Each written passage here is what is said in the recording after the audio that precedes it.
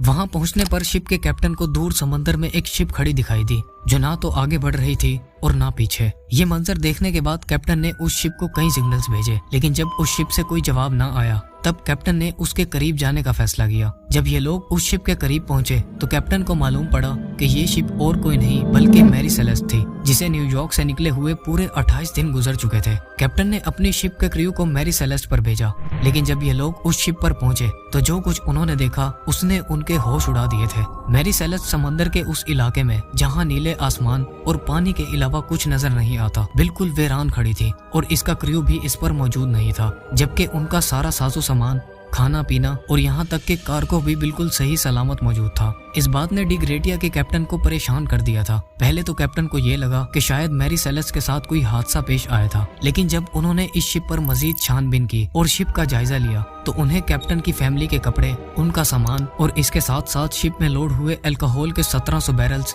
और क्रू के खाने पीने की चीजें भी बिल्कुल सही हालत में पड़ी हुई मिली। इसके अलावा डी ग्रेटिया के कैप्टन को मैरी सेलेस्ट शिप के कैप्टन के रूम से एक लॉग बुक में मिली, जिनमें पुराने वक्तों में कैप्टन अपनी करंट लोकेशन और डेट को मेंशन किया करते थे। इस लॉग बुक में मेंशन की गई आखिरी एंट्री 25 नवंबर की सुबह 8 बजे की थी, यानी मैरी सेलेस्ट जब समंदर में मिली थी तो वो उससे 10 दिन पहले ही से अटलांटिक ओशन में वीरान खड़ी थी। शिप पर मजीद इन्वेस्टिगेशन करने के बाद कैप्टन ने नोटिस किया कि शिप पर लाइफ बोट्स मौजूद नहीं थी, जिसका मतलब ये था कि इस शिप के साथ जरूर कुछ वाकया पेश आया था, जिसके बाद सब लोग अपनी जान बचाने के लिए लाइफ बोट्स पर कहीं भागे थे। रिसर्च के दौरान मैरी सेलेस्ट के कैप्टन की तलवार भी उनके बेड के नीचे से अनटच्ड हालत में मिली थी, जिसका मतलब ये था कि इन पर किसी किस्म का कोई हमला नहीं हुआ था। इसके साथ साथ इस शिप के निचले पोर्शन में जगह जगह पानी खड़ा हुआ था, लेकिन ये इतना नहीं था जो मैरी सेलेस्ट जैसे शिप को कोई नुकसान पहुंचा सके। जब डी ग्रेटिया के कैप्टन को किसी बात की समझ ना आई तो उन्होंने शिप को वापस अपने साथ ले जाने का फैसला किया, इस उम्मीद के साथ